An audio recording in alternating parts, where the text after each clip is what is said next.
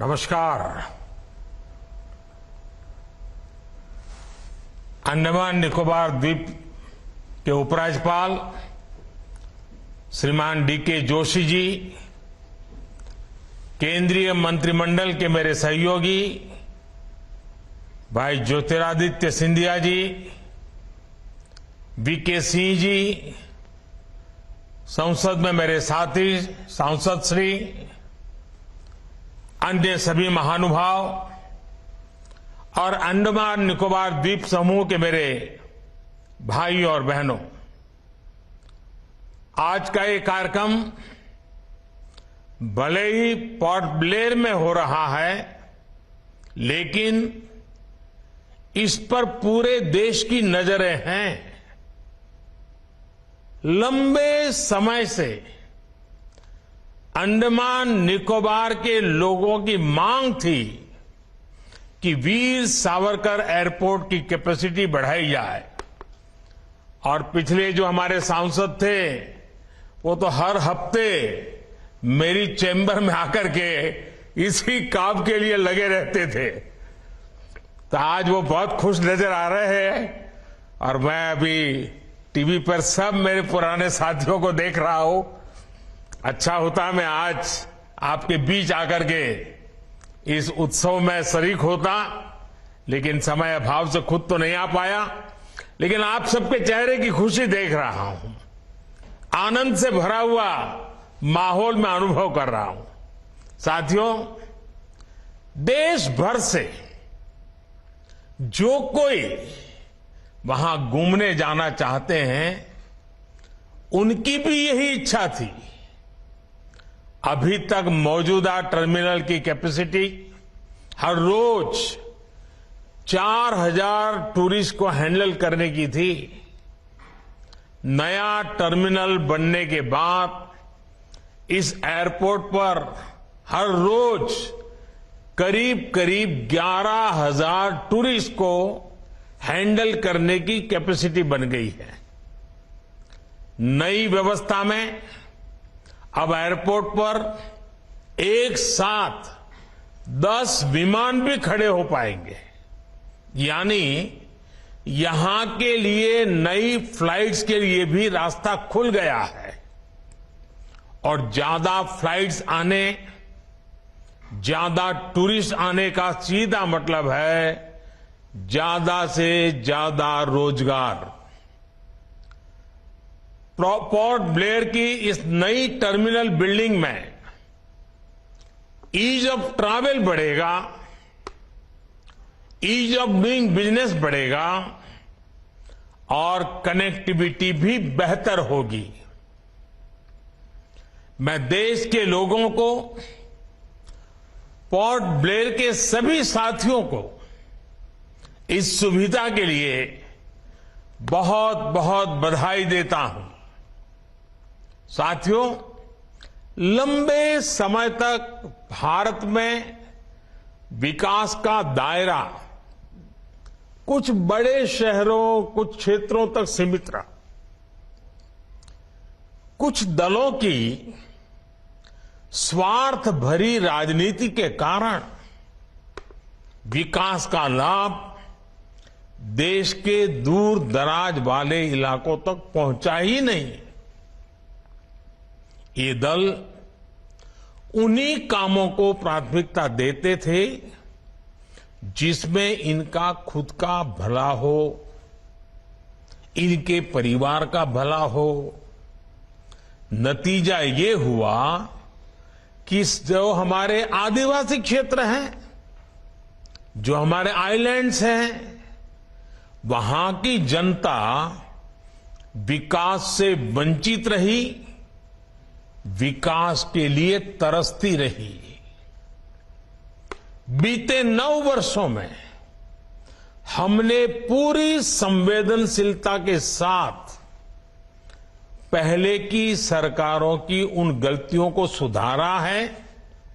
इतना ही नहीं, नई व्यवस्थाएं भी बनाई हैं। अब भारत में विकास का एक नया मॉडल विकसित हुआ है।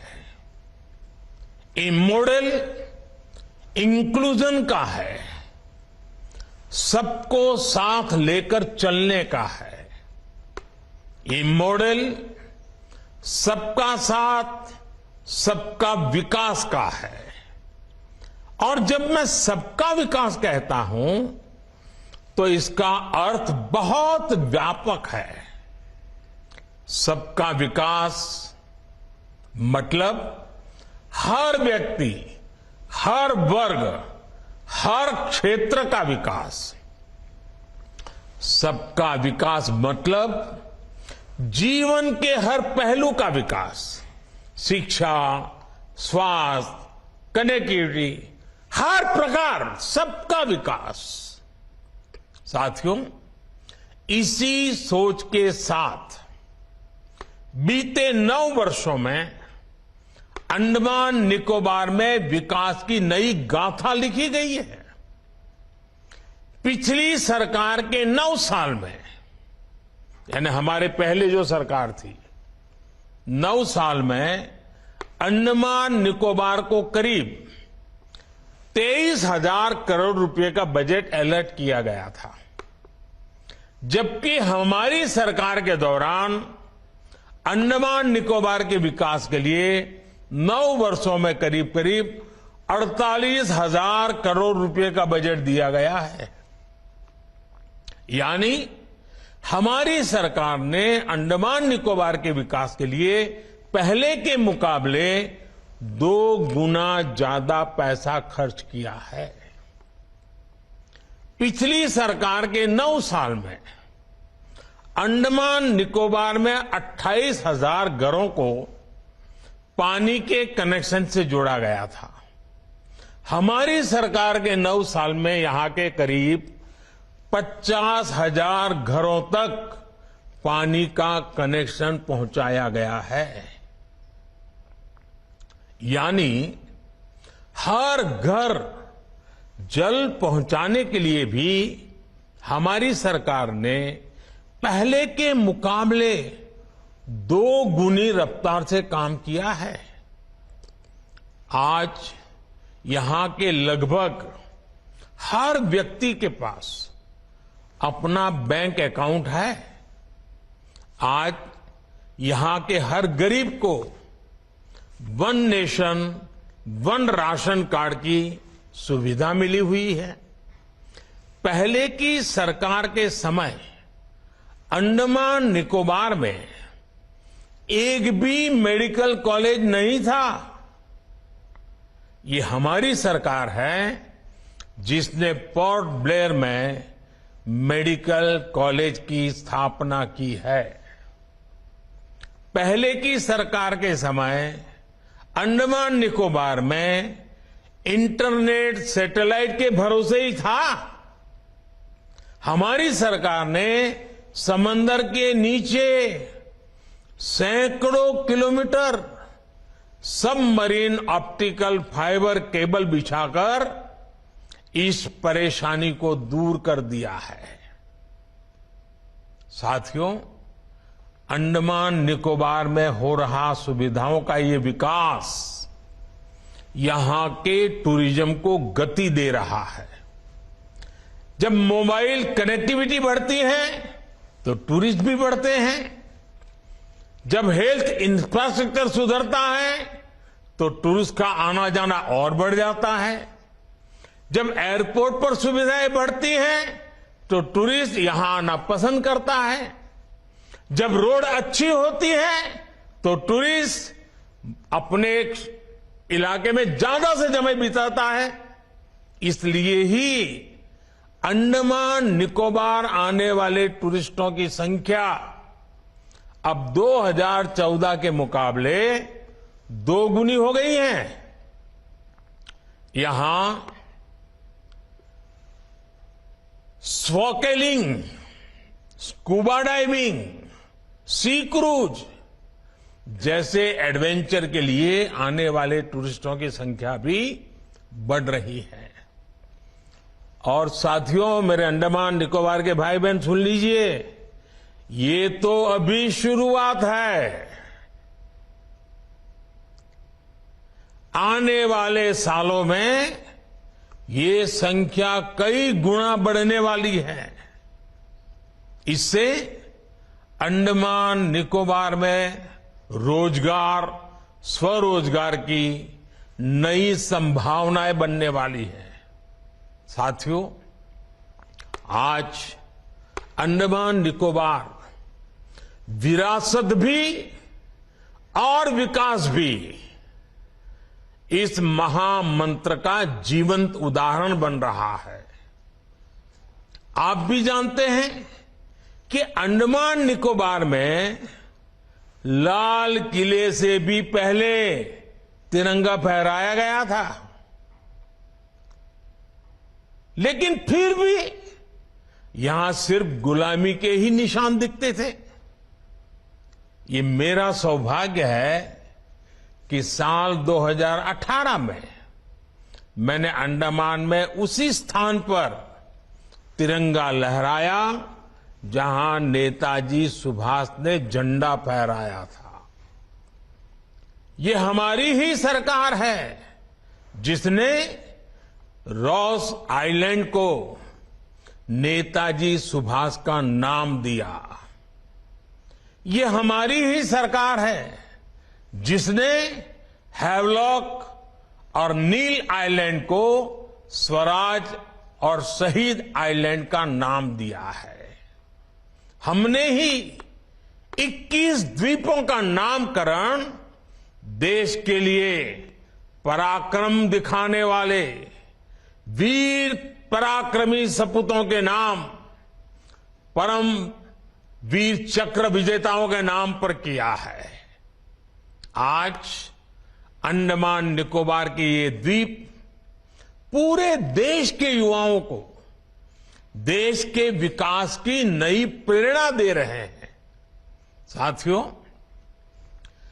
आजादी के 75 वर्षों में हमारा भारत कहीं से कहीं पहुंच सकता था, और ये मैं बहुत जिम्मेवारी से कह रहा हूं, कहीं से कहीं पहुंच सकता था।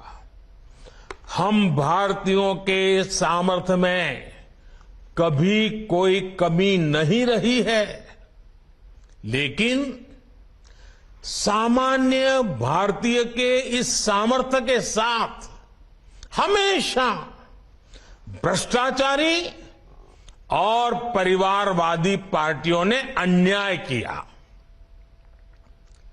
आज देश के लोग 2024 चुनाव में फिर एक बार हमारी सरकार वापस लाने का मन बना चुके हैं, निर्णय ले चुके हैं।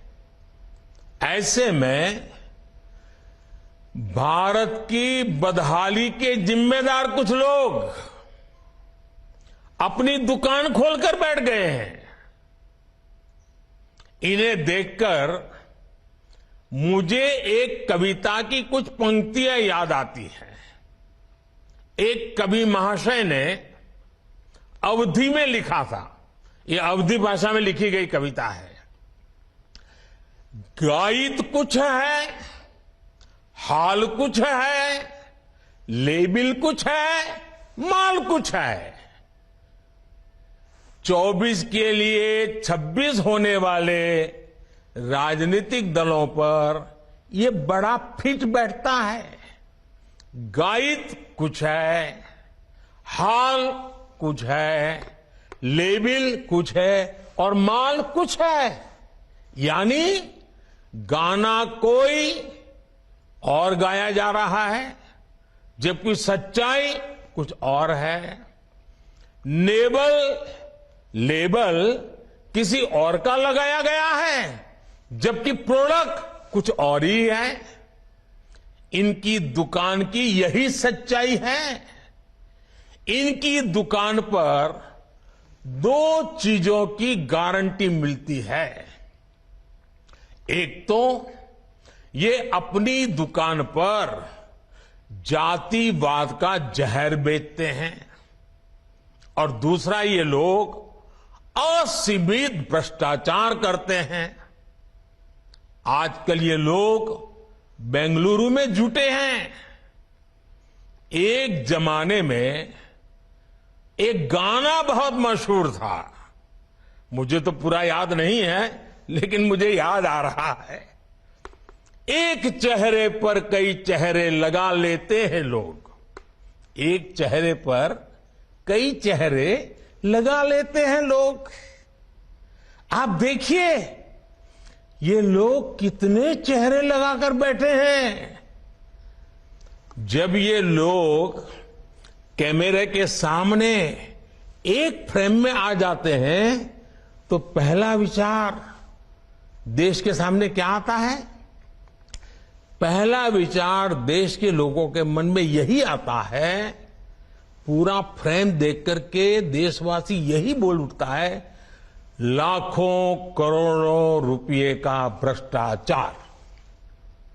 इसलिए देश की जनता कह रही है कि ये तो कट्टर भ्रष्टाचारी सम्मेलन हो रहा है, कट्टर भ्रष्टाचारी सम्मेलन हो रहा है।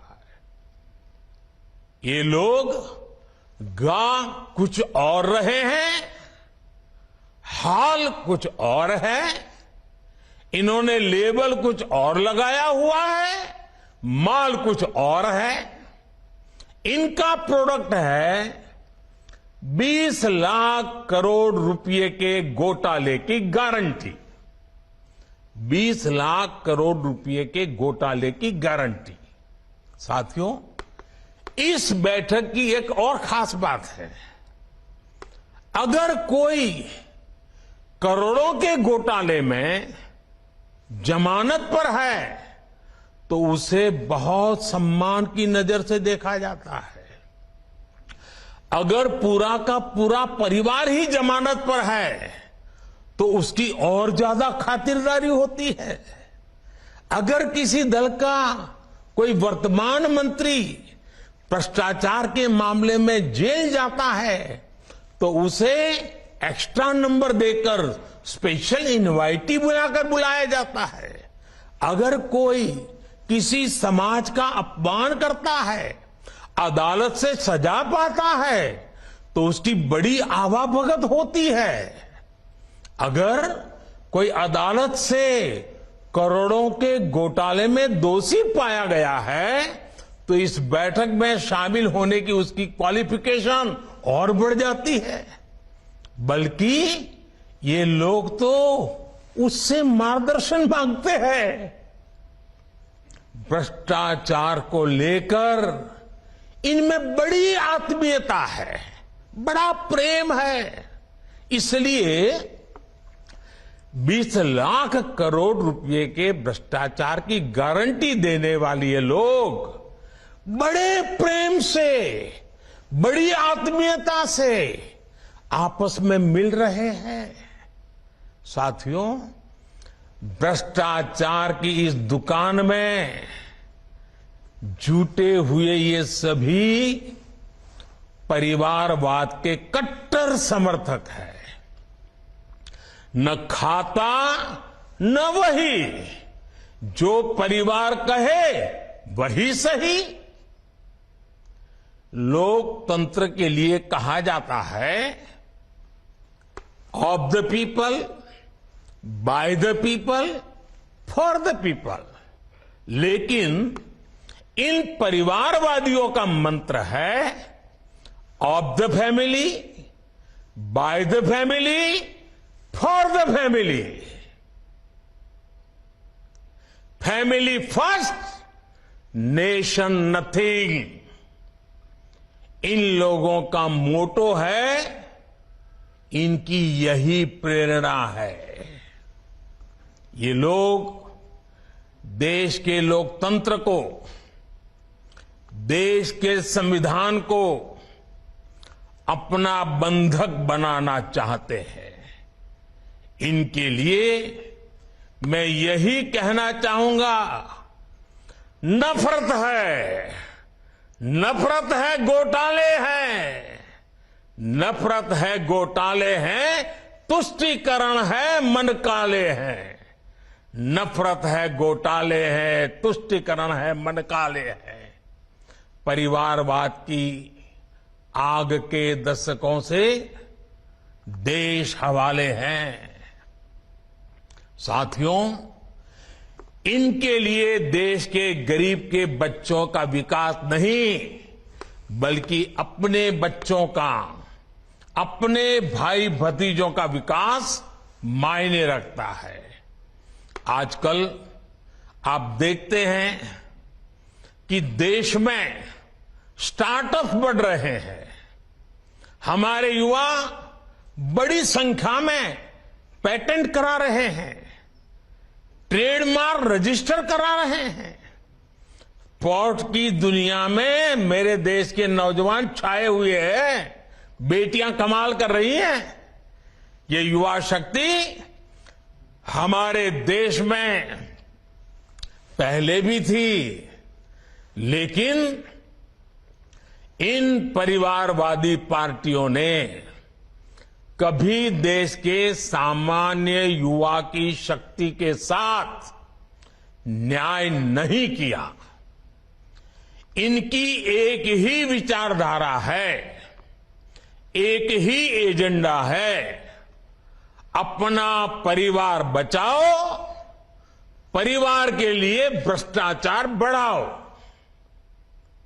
इनका कॉमन मिनिमम प्रोग्राम है देश का विकास रोकना, अपने कुशासन पर पर्दा डालना और अपने भ्रष्टाचार के विरुद्ध कार्रवाई को रोकना। अब देखिए, ये जो जमात इकट्ठी हुए हैं ना, उनके कुनबे में बड़े से बड़े घोटालों पर, अपराधों पर इनकी जुबान बंद हो जाती है। जब किसी एक राज्य में इनके कुशासन की पोल खुलती है, तो दूसरे राज्यों के ये लोग फौरन उसके बचाव में तर्क देने लगते हैं। कहीं बाढ़ घोटाला होता है, किसी का अपहरण होता है, तो कुनबे के सारे लोग सबसे पहले चुप हो जाते हैं। आपने देखा है कि कुछ दिन पहले ही पश्चिम बंगाल में पंचायत चुनाव हुए, वहां सरेआम हिंसा हुई, लगातार खून खराबा हो रहा है। इस पर भी इन सबकी बोलती बंद है। कांग्रेस के, लेफ्ट के अपने कार्यकर्ता वहां खुद को बचाने की गुहार लगा रहे हैं, लेकिन कांग्रेस और लेफ्ट के नेताओं ने अपने स्वार्थ में अपने कार्यकर्ताओं को भी मरने के लिए छोड़ दिया है। राजस्थान में बेटियों से अत्याचार हो या परीक्षाओं के पेपर लीक हो रहे हो, इन्हें कुछ दिखाई नहीं देता। परिवर्तन की बातें करके जनता से विश्वासघात करने वाले जब करोड़ों का शराब घोटाला करते हैं, तो ये कुनबा फिर उन्हें कवर देने लग जाता है। इनका कट्टर भ्रष्टाचार उन्हें तब दिखाई देना बंद हो जाता है जब देश की कोई एजेंसी इन पर कार्रवाई करती है, तो उनका टैप रिकॉर्डर शुरू हो जाता है। कुछ हुआ ही नहीं, सब साजिश है, हमें फंसाया जा रहा है। आप तमिलनाडु में देखिए, भ्रष्टाचार के घोटाले के अनेक मामले सामने आ रहे हैं, लेकिन इनके कुनबे के सारे दलों ने पहले ही सबको क्लीन चिट दे दी है। इसलिए इन लोगों को पहचाने रहिए साथियों, उनको जान लीजिए। इन लोगों से सतर्क रहिए भाई बहनों। साथियों, इन लोगों की साजिशों के बीच हमें देश के विकास के लिए खुद को समर्पित रखना है। आज दुनिया में अनेक उदाहरण हैं जहां द्वीपों ने और समुद्र किनारे बसे छोटे देशों ने अभूतपूर्व प्रगति की है। जब उन्होंने प्रगति का रास्ता चुना, तो उनके सामने भी चुनौतियां थी। सब कुछ सरल नहीं था, लेकिन उन देशों ने दिखाया है जब विकास आता है तो हर प्रकार के समाधान लेकर आता है। मुझे विश्वास है अंडमान निकोबार द्वीप समूह में हो रहे विकास के काम इस पूरे क्षेत्र को और सशक्त करेंगे। कनेक्टिविटी की ये नई सुविधा वीर सावरकर इंटरनेशनल एयरपोर्ट का नया टर्मिनल्स सबके लिए लाभकारी हो, इसी कामना के साथ वीडियो कॉन्फ्रेंस के इस कार्यक्रम में भी इतनी बड़ी तादाद में आप लोग आए। आपकी खुशी मैं यहां से अनुभव कर रहा हूं, आपका उत्साह मैं अनुभव कर रहा हूं। ऐसे मौके पर एक नया विश्वास, नया संकल्प लेकर के देश आगे बढ़े, अंडमान निकोबार भी आगे बढ़े, इसी कामना के साथ आप सबको बहुत बहुत शुभकामनाएं, बहुत बहुत धन्यवाद।